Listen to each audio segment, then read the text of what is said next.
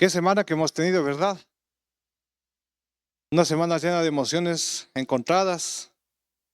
A ver, levante la mano, ¿cuántos lloraron el día jueves? Yo también lloré, mis hermanos, de la alegría, pero mis hermanos, y de tanto suspenso, ¿no? Creo que eran emociones que estaban ahí contenidas un poco, algo que nosotros jamás nos imaginamos. Y después esos 7 minutos, ¿no? Los 7 minutos más largos de toda la historia, eternos esos 7 minutos. Y después cuando ya termine el partido se libera toda esa euforia, esa alegría que ya no se sabe cómo expresar, sale con lágrimas también. Y bueno, estamos con el mundial, pues no podemos nosotros ser ajenos a lo que está pasando en el mundo, porque el mensaje de la palabra del Señor tiene que ser un mensaje contextualizado. Tiene que ser un mensaje que hable a la actualidad. Y por eso es que el día martes también algunos dirán, estamos en la época de los pronósticos, ¿verdad? Y claro, hay muchas personas que están también lucrando con los pronósticos, otros pierden dinero porque hay plataformas para eso, pero en este caso no es para lucrar ni nada de eso, sino simplemente para tener una opinión. ¿Cuál cree usted que es el pronóstico del partido de este martes? ¿Quién gana? ¿Cuánto? Muy bien, cada uno ya tiene sus pronósticos. Y hay una pregunta también que ustedes van a entender en el desarrollo del mensaje de por qué es que la hago. También hay un pronóstico que es el pronóstico final, de la final. ¿Cuál cree usted que es el equipo que va a quedar campeón del mundo? Algunos dicen Ecuador muy optimistamente, dice, le ganamos a Alemania, tetracampeón. Dice, ¿por qué no podemos ser campeones del mundo? Dicen algunos muy optimistas, ¿verdad? Y otros un poquito más realistas dicen, no, pues no es para tanto, no es para tanto tampoco, ¿no? Se hizo una hazaña, pero vamos con los pies sobre la tierra, dicen algunos. En fin, hay muchas opiniones. Y ya vamos a entender por qué les pregunto sobre este pronóstico final, porque se relaciona directamente con el mensaje. Y hablando del mensaje, el título del mensaje es ¿para qué estamos aquí? ¿Para qué estamos aquí? La respuesta está en la palabra de Dios. Vamos a abrir la palabra en Hechos capítulo 17. Hechos capítulo 17 desde el versículo 1.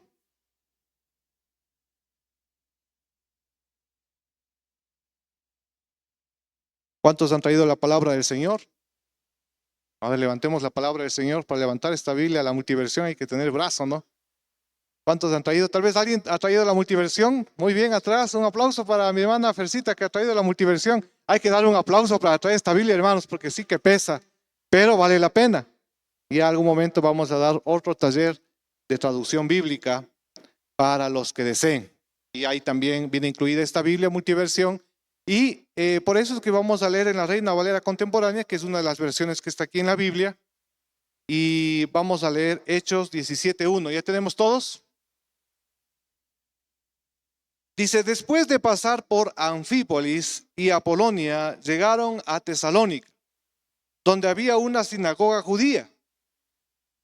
Pablo fue entonces a la sinagoga, como era su costumbre, y durante 3 días de reposo debatió con ellos con base en las Escrituras.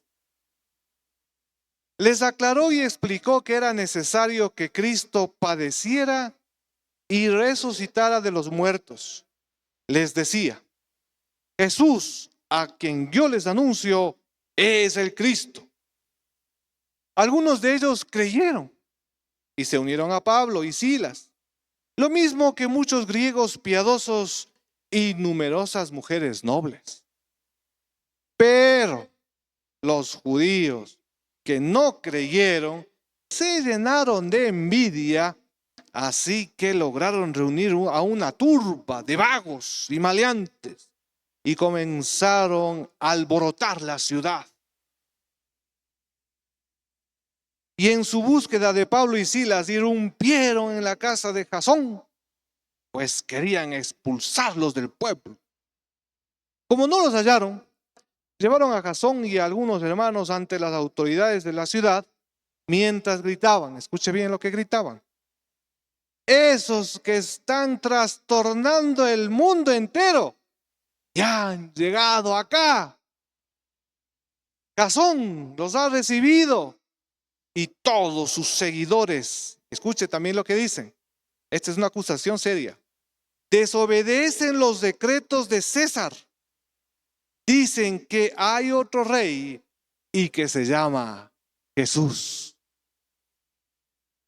Al oír esto, el pueblo y las autoridades de la ciudad se alborotaron. Pero Jasón respondió por ellos y los dejaron en libertad. En el contexto de hace 2000 años, estamos en uno de los viajes misioneros del apóstol Pablo. Y brevemente en el versículo 1 dice que pasan por Anfípolis y por Apolonia y llegan a Tesalónica, pero esas palabras, esos dos lugares antes de llegar a Tesalónica, son 150 kilómetros que los historiadores creen que lo hicieron a caballo porque a pie se demorarían mucho tiempo. Van por la vía Ignacia, es una de las vías más famosas de la antigüedad de los romanos, grandes constructores y arquitectos, como ustedes saben. Hasta ahora sobreviven al tiempo vías que construyeron ellos, muy bien construidas. Y llegaron a Tesalónica.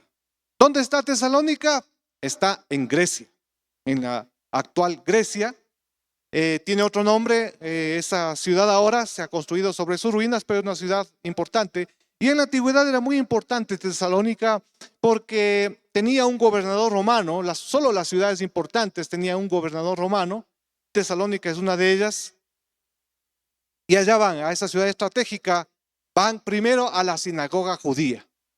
Era la costumbre del apóstol Pablo ir primero a predicar a los judíos. Esa era su misión, primero a los judíos, después a los gentiles. Y siempre iban primero a los judíos. Y ahí predicando en la sinagoga, vemos aquí unas claves interesantísimas de cuál era el contenido del mensaje del apóstol Pablo, porque esas claves son las que nosotros tenemos que seguir hoy en día, 2000 años después, porque el Señor nos está dando a través de Lucas unas claves para que nosotros sepamos cómo predicar el evangelio y la palabra de Dios. Miren, dice primero que es con base en las escrituras, ojo. No era el mensaje de Pablo, no era un mensaje personal, no se predicaba él mismo. Tristemente hoy en día vemos que hay muchas predicaciones que se basan en personalidades. El nombre y el apellido de la persona quedan en primera plana, digamos así, y la palabra queda en segunda y tercer lugar. No debería ser así. Aquí el apóstol no se predica él mismo. Él predica en base a las escrituras, en base a la palabra de Dios. El mensaje no es nuestro, mis hermanos, es un mensaje sagrado que nos ha sido encomendado. Amén. Aplaudo al Señor Jesucristo.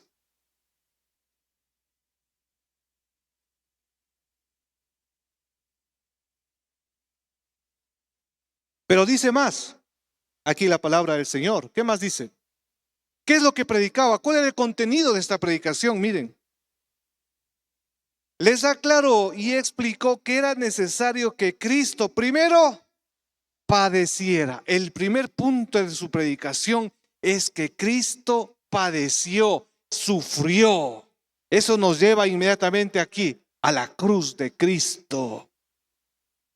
El evangelio, mis hermanos queridos, tiene como tema central la cruz de Cristo y debe seguir teniendo 2000 años después.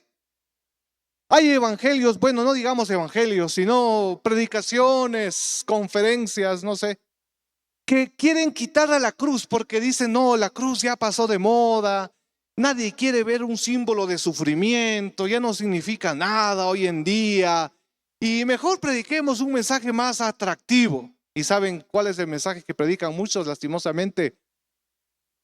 3 palabras: pare de sufrir. ¿Qué le parece? ¿Vende o no vende ese eslogan? ¿Qué piensa usted? A ver, levanta la mano. ¿Quién quiere parar de sufrir? ¿Qué pasa, mis hermanos? Yo también quiero parar de sufrir. Claro, por ahí algunos hermanos de pronto vamos a tener una sesión terapéutica más lueguito. Porque, claro, solo alguien que esté mal de la cabeza quiere seguir sufriendo, pues. Entonces vean cómo está estructurado este eslogan, ¿no? Que vende mucho y cautiva a tantos. Pare de sufrir. ¿Quién no quiere parar de sufrir? ¿Quién no quisiera sacar la cruz? Muchos lo hacen. Y claro, el mensaje vende más, llega más, es más atractivo, ¿no? La teología de la prosperidad. Cogen algunos textos del Antiguo Testamento, de los patriarcas que son prósperos, y les dicen, vean, si usted es hijo de Dios, hija de Dios, solo tiene que pedir y se le dará. Cogen algunos textos fuera de contexto y le dicen, va a tener abundancia de dinero, de plata, de todo. Qué lindo mensaje, pues, mis hermanos queridos. ¿Quién no quisiera escuchar ese mensaje? Pero la palabra del Señor dice que Cristo padeció, que Cristo sufrió en la cruz para salvarnos. Amén. Y que nosotros también tenemos que seguir a Cristo, tomar nuestra cruz y seguirle a Jesús. No hay. La salvación, sí, la salvación no es gratis, mis hermanos queridos. La salvación tuvo un altísimo costo. ¿Cuál es el costo de la salvación? La sangre preciosa de Jesucristo. No es gratis. La salvación no es gratis, la gracia no es barata. Porque una vez que nosotros aceptamos a Jesucristo y viene ese milagro de transformación de nuestra vida, hay una revolución en nuestro corazón, todo cambia. Pero ¿qué pasa? Nos cuesta toda la vida el discipulado, mis hermanos queridos, seguirle a Cristo, cargar nuestra cruz todos los días, ser discípulos de Cristo, ser fieles a Cristo todos los días de nuestra vida, en medio de la tribulación, en medio del sufrimiento, ser fieles hasta el final. Eso nos cuesta toda la vida. Amén. Y eso es a lo que el Señor nos ha llamado. Pero hay otro punto del mensaje de Pablo. ¿Cuál es? ¿En qué versículo estamos? ¿Sí me están siguiendo? ¿Qué versículo estamos? Hechos 17, versículo 3. Y les aclaró y explicó que era necesario que Cristo padeciera y se quedó en la cruz el Señor Jesús. ¿Se quedó sufriendo o resucitó? El Señor Jesús resucitó, mis hermanos queridos. Nuestro mensaje es un mensaje de esperanza. Son buenas noticias. Tiene que ser un mensaje de esperanza, de buenas noticias. Nosotros predicamos a un Cristo vivo. Su Espíritu Santo se está paseando aquí en medio de nosotros. Podemos sentir su presencia. El Espíritu Santo está aquí. Jesucristo resucitó, venció a la muerte. Es un mensaje de esperanza, de buenas noticias. Algunos usan esta Biblia inclusive de pronto, ¿no? Y entonces dicen, si no te conviertes te vas a ir al infierno, o si no te voy a convertir a bibliazos. Y hacen el evangelismo muscular, mis hermanos queridos. Pero la palabra del Señor nos dice todo lo contrario. Tenemos que predicar esperanza. Ya vamos a ver quién es el encargado de producir en la persona el arrepentimiento. Porque claro, hay juicio si no se conoce a Jesucristo, hay condenación, ¿sí? Para los que no creen. Pero ya vamos a ver quién es el encargado. Eso no nos corresponde a nosotros. Eso tiene una función específica y hay alguien que lo va a hacer y lo va a hacer con eficacia. Nosotros no tenemos que convencer de juicio a nadie. Y el tercer punto de la predicación de Pablo, ¿cuál era? A ver, ¿en qué versículo estamos? Versículo 3. Y finalmente les decía, Jesús, a quien yo les anuncio, es el Cristo, es decir, es el Mesías. Porque recuerden que está predicando en la sinagoga. Y entonces ahí los judíos no tenían esta bendición, esta maravilla de tener la palabra de Dios que tenemos nosotros.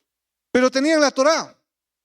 Tenían algunos libros del Antiguo Testamento, el Pentateuco, y tenían estos rollos. Y la profecía ya hablaba de que va a venir un Mesías, el Salvador del mundo. Y él a través de la Torá, a través de las Escrituras, les revelaba y les decía Ese Mesías que está profetizado desde el Génesis, ese Mesías es Cristo Jesús, es mi Señor Jesucristo, el que murió por mí, murió por ustedes y resucitó el tercer día y está vivo y su Espíritu Santo está moviéndose en el mundo, decía el apóstol Pablo, lleno de convicción. Ese es el mensaje que debemos nosotros también predicar, mis hermanos queridos. Versículo 4. Cuando usted predica la palabra, algunos se convierten, algunos el Señor les toca. Es lo que pasa aquí. Algunos creyeron, se unieron a Pablo y a Silas. Lo mismo que muchos griegos piadosos, no solo judíos, sino griegos piadosos que estaban en la sinagoga. Pero aquí hay un detalle importante que Lucas, que es el que escribe y relata, él añade, y numerosas mujeres nobles. ¿Por qué? Porque hace 2000 años, tristemente, había mucho más machismo que ahora. Y tristemente la sociedad romana, al igual que la sociedad judía, eran sociedades muy machistas. Y estas mujeres eran mujeres que parece que tenían una posición acomodada. Y estas mujeres, a pesar de que sus esposos o sus padres, las que eran solteras, no estaban de acuerdo con la fe, porque seguramente algunos eran romanos también, ellas contra viento y marea creían en la palabra de Dios y sufrían muchos problemas y muchas adversidades en sus propias casas seguramente. Ellas eran las que acompañan la obra misionera, no solo con su presencia, sino también con sus bienes, y vemos eso en el Nuevo Testamento. ¿Cuántas mujeres están aquí? Levanten mano las mujeres. Un aplauso para mis hermanas. Dios les bendiga, mis hermanas queridas, porque ustedes, desde la antigüedad y personas como ustedes, han sostenido la obra de Dios, aún en medio de la persecución y en medio de los problemas en los propios hogares que vivían estas mujeres nobles. Pero sigamos. ¿Será que siempre se convierten cuando predicamos el Evangelio? ¿O a veces hay adversidad? Muchas veces hay adversidad, versículo 5. Pero, aquí el contraste bien marcado de Lucas, ¿no? Con el texto anterior. Pero, ese pero es muy importante. Pero, el contraste, los judíos que no creyeron, se llenaron de qué, de envidia, de celos, dicen algunas versiones. ¿Y qué hicieron? Lograron reunir a una turba. Miren, ¿por qué será que los judíos aquí en este texto tienen envidia, tienen celos? ¿Por qué cree usted? ¿Cuáles son las mujeres que se convirtieron? ¿De qué posición económica eran? Eran nobles, eran cultas y parece que tenían bastante dinero. Y entonces, como están en la sinagoga, parecería, dicen los historiadores, que los judíos pensaron y dijeron, aquí se nos va a ir las ganancias, aquí se va a ir mi sueldito, si estas mujeres se convierten y ahora todo lo que ellas nos daban para la sinagoga se va a ir con este grupo. No puede ser. Miren, muchas razones son económicas, tristemente. Aquí hay una razón, posiblemente una razón económica. No dice el texto claramente, pero algunos historiadores creen que por eso es que se sienten envidiosos. Pero sigamos. ¿A quienes les encontraron? Dice una turba de vagos. Aquí en el texto original eran personas que estaban en las plazas sin hacer nada, ¿no?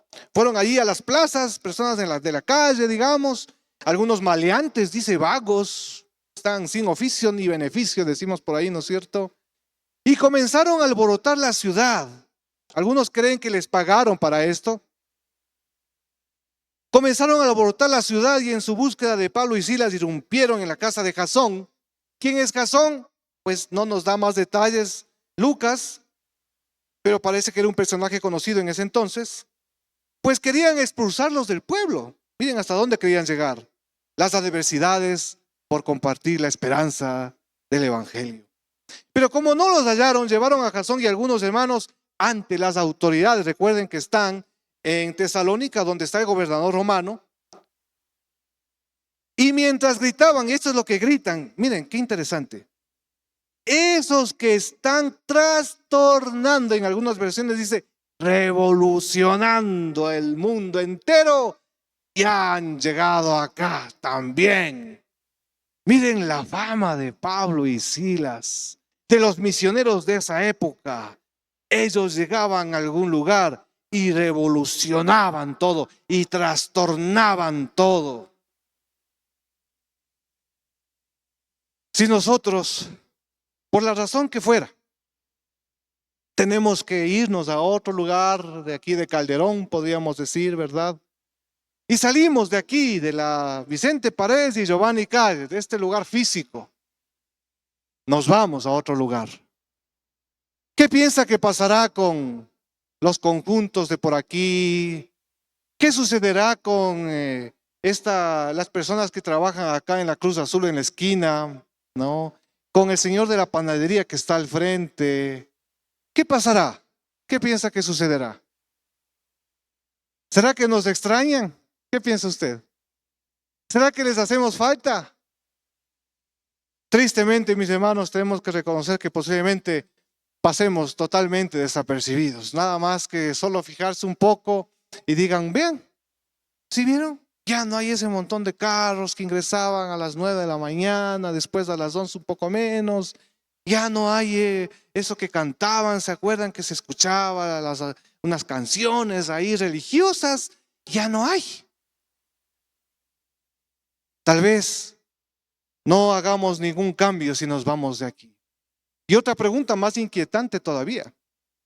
Si la iglesia cristiana evangélica del mundo entero, todas las iglesias y todos los templos, desaparecerían en un abrir y cerrar de ojos, ¿qué pasaría con el mundo?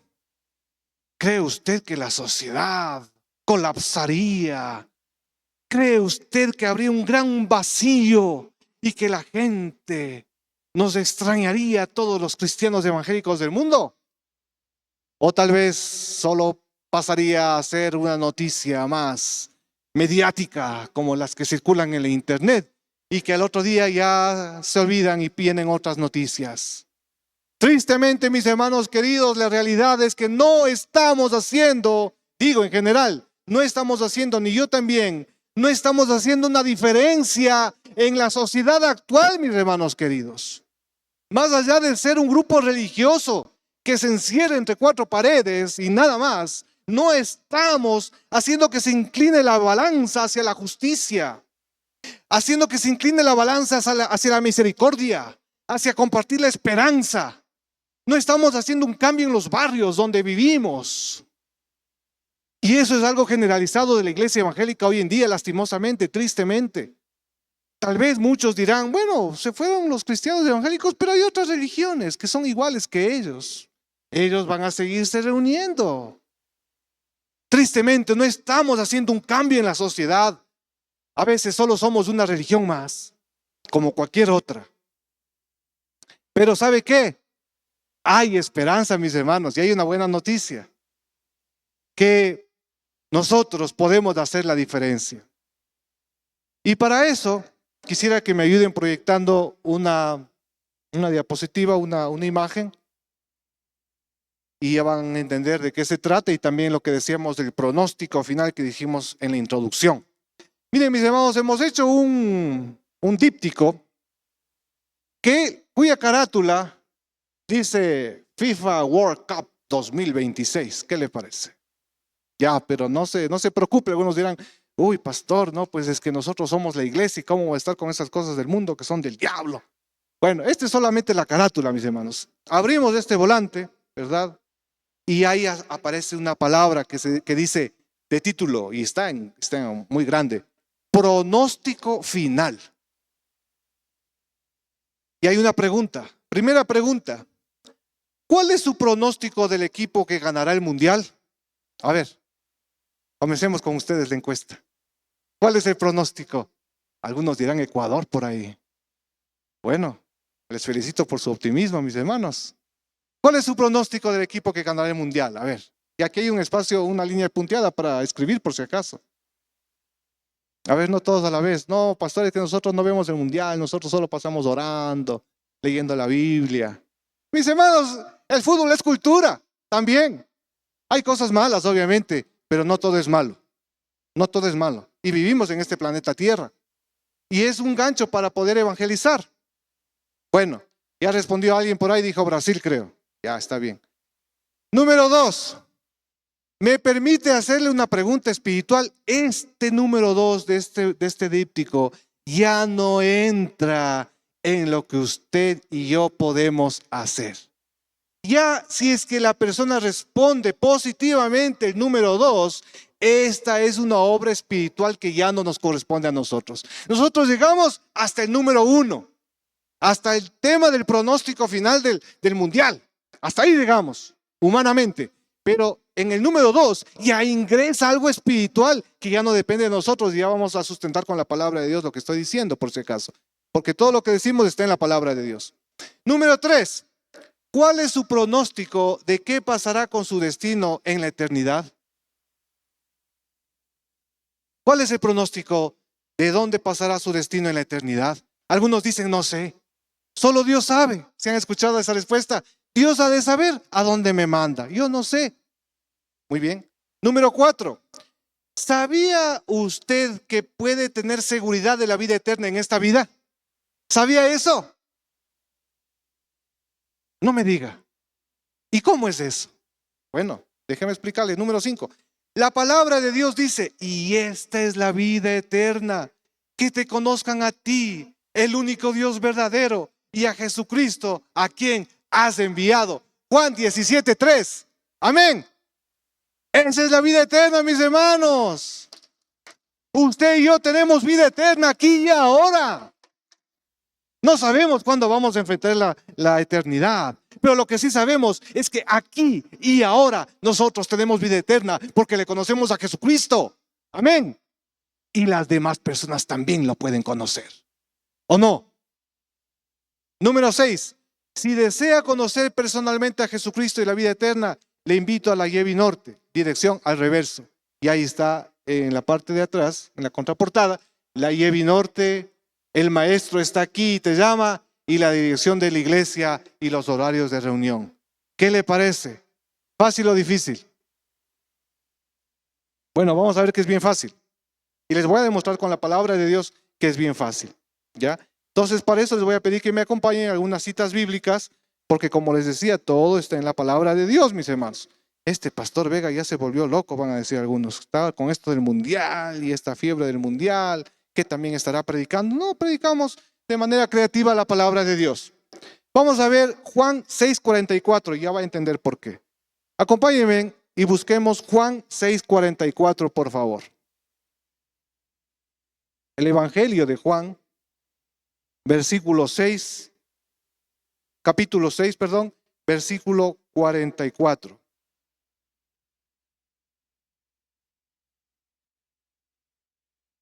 Juan 6:44. ¿Ya lo tiene?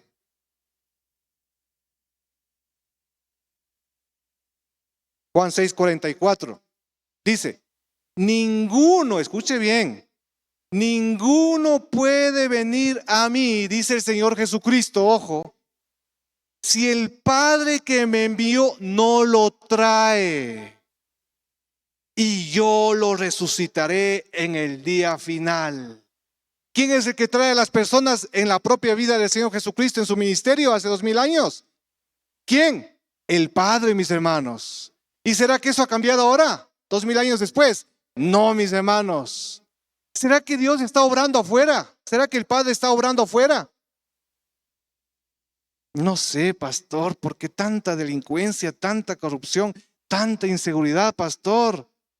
Yo no veo dónde Dios está obrando. Pues para eso es este volante, pues mis hermanos, para ver en qué corazones Dios está obrando. Pero si no sondeamos, no vamos a saberlo. Pero sigamos, hay más. Esto recién está comenzando, mis hermanos, por si acaso. Esto es emocionante. Vamos a buscar en Juan 5:19. El mismo Evangelio de Juan, retrocedamos un poquito nada más y vamos a Juan 5:19.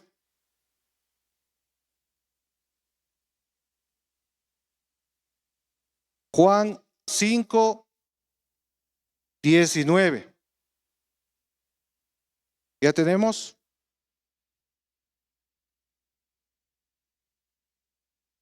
A ver, Juan 5, 19. Dice así: entonces Jesús les dijo, miren, de cierto les digo, el Hijo no puede hacer nada por sí mismo, sino lo que ve que el Padre hace, porque todo lo que el Padre hace, eso mismo lo hace el Hijo. Ni Jesucristo, el Hijo de Dios, es independiente. Él no trabaja solo. Él lo que ve hacer al Padre, eso hace. Tenga en cuenta mucho eso. Y vamos a Juan 16, 7. Sigamos avanzando un poquito en Juan, esto es muy importante. Juan 16, 7 y 8. El Evangelio de Juan, capítulo 16, versículos 7 y 8. Todo está en la palabra de Dios. Miren lo que dice el Señor Jesucristo. Pero les digo la verdad, les conviene que yo me vaya, porque si no me voy, el Consolador no vendrá a ustedes, pero si me voy, yo se lo enviaré. Y cuando Él venga, escuche las funciones del Espíritu Santo de Dios, exclusivas solo de Dios, solo del Espíritu Santo de Dios, en los corazones de las personas. Y cuando Él venga, primero, convencerá al mundo de pecado. Segundo, de justicia. Y tercero, de juicio. ¿Quién es el que convence de pecado? El Espíritu Santo de Dios, mis hermanos. Y por último, para terminar, algunos predicadores cuando decimos para terminar es que falta media hora, pero en este caso no es así. No se asuste. Vamos a la última cita que está en Lucas capítulo 19. Por favor.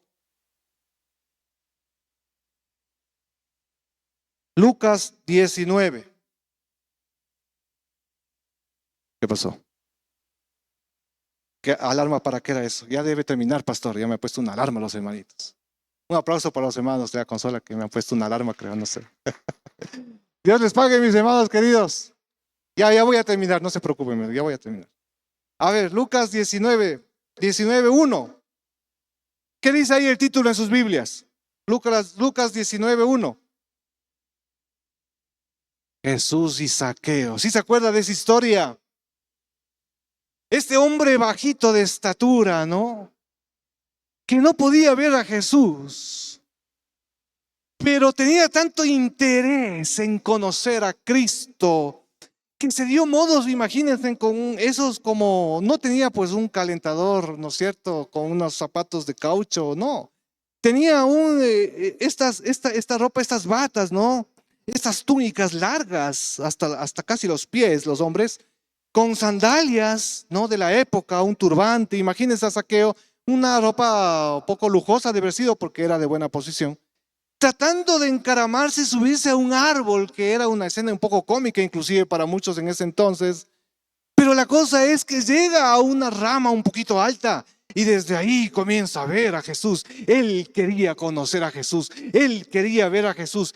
¿Quién había puesto ese deseo de conocer a Jesús en el corazón de Zaqueo? Ya vimos. ¿Quién había puesto? El Padre Celestial, mis hermanos queridos. Porque todo donde está obrando el Padre le entrega a Jesucristo, y Jesucristo sabe que ahí hay una obra espiritual de Dios. ¿Y cómo sabe el Señor Jesucristo que el Padre está obrando en Zaqueo? ¿Cómo sabe? Algunos dicen, es porque es Dios y todo lo sabe, pastor. Mis hermanos queridos, la respuesta es más sencilla que eso. La respuesta es una respuesta que nosotros lo podemos hacer. Lo podemos observar, lo podemos sondear, porque Jesucristo nos ha dado ejemplo para que sigamos sus pisadas, para que vivamos como Él vivió en la tierra. Él es perfecto, como Él debemos vivir. Jesús está en la multitud y obviamente es visible un árbol, y es todavía visible y chistoso que un hombre pequeñito, rico todavía, despreciado del pueblo por si acaso, esté ahí arriba tratando de verle. Todo el mundo podía verle a Zaqueo, estaba visible a los ojos. Simplemente Jesús ahí responde a la obra del Padre en el corazón de Zaqueo y sabe y dice: el Padre está obrando ahí, el Padre me lo está mandando a mí, porque yo no obro solo, sino que lo que veo hacer al Padre, eso hago y me uno a su obra. Zaqueo, baja de ahí, que hoy es necesario que vaya a tu casa a comer. Gloria a Dios. Y después Zaqueo se convierte. Esa es una transformación, una revolución. Mis hermanos queridos, nosotros también podemos hacer lo mismo con la guía del Espíritu Santo. Nuestra tarea no es convencer a nadie. Si alguien no quiere ni siquiera recibir el volante, o si cuando ya recibe el volante se abre y dice pronóstico final y ya más o menos ve algunos versículos bíblicos ahí y no quiere ni siquiera que le hagan la primera pregunta que dice cuál es su pronóstico del equipo que ganará el mundial, pues mis hermanos queridos, nosotros no es una situación nuestra, no es algo que nosotros hayamos hecho malas cosas, que no tengamos fe, no nos vamos a enojar con esa persona, no, simplemente vamos a ir a otra persona. ¿Por qué? Porque Dios es el que tiene todo en sus manos. Él obra en los corazones soberanamente. En el tiempo de Dios todo sucede. Tal vez se siembra una semilla y después el Señor va a tocar ese corazón. No lo sabemos, pero no es nuestra obra. No nos compete estar peleando, estar discutiendo, estar convenciendo a nadie. Solamente sondear donde el Padre ya está obrando y unirnos a esa obra del Espíritu Santo de Dios, de Jesucristo. Nada más, mis hermanos. Y si no es esa persona, será otra, pues. Es una obra de Dios. Es una obra espiritual. Mira a su alrededor. Dígame, por favor, levante las manos y con la manito, ¿cuántas sillas vacías hay a su alrededor? A ver. Acá mi hermano, acá mi hermana, acá hay una. Hágame 5. Si tiene que usar las 2 manos, use las 2 manos. Mis hermanos queridos, esta es la solución para las personas que no conocen al Señor Jesús. Pero qué difícil, ¿no es cierto? Bueno, vamos a ponernos de pie porque lo que es para nosotros imposible o difícil, para Dios es fácil, mis hermanos. Para Dios es fácil. Porque sí, yo sé, estamos cargados con problemas, con preocupaciones, la parte económica, nuestra salud. Yo también estoy enfermo. Con situaciones familiares, problemas económicos, nadie sabe lo de nadie. Ni podemos estar contando a todo el mundo nuestros problemas, nuestras crisis, nuestras luchas. Pero hay algo en esta canción, porque esta canción dice: Cristo, aquí está el Señor Jesús, mis hermanos, Cristo, heme aquí. Hoy me quiero entregar para hacer tu voluntad. Guíame, Señor. ¿Cuál es la voluntad del Señor Jesús? Que transformemos con el poder del Espíritu Santo nuestros barrios, nuestras familias, este lugar donde estamos como iglesia. Esa es la voluntad del Señor, porque Dios quiere que todos se arrepientan. Dios no quiere que nadie se pierda. Por eso es que tal vez no viene el Señor Jesucristo, porque la maldad es mucha, la perversión es mucha, las guerras son tantas, los terremotos, mis hermanos queridos, hay en Venezuela. Qué terrible, qué devastación. Pero ojo, es principio de dolores, todavía no viene el fin. Pero cuando este evangelio sea predicado en todo el mundo, necesitamos predicar este evangelio en todo el mundo, mis hermanos. Señales de los últimos tiempos. Dice la canción: guíame, Señor. Cristo, heme aquí, hoy me quiero entregar. Y dice algo más: déjame besar tus pies. Postrémonos y besemos los pies del Señor Jesucristo que está aquí.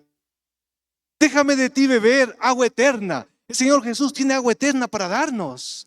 Esa agua eterna nos restaurará. Dice, pues ella me restaurará. Esa agua eterna nos purificará. Dice, me purificará. Y así podré escuchar tu corazón. El corazón de Jesús late por los que no le conocen a Él. Ese es el propósito por el cual estamos en esta tierra. En el cielo ya no vamos a tener la necesidad de predicar la palabra. Hasta los ángeles anhelan predicar el evangelio, dice la palabra.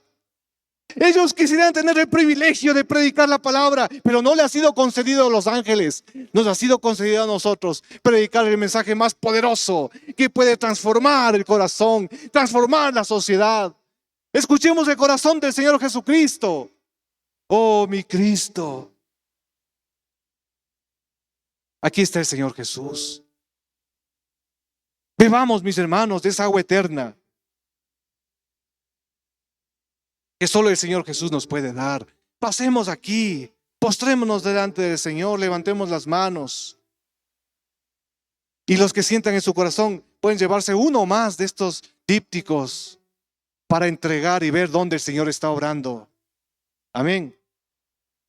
Alabemos al Señor.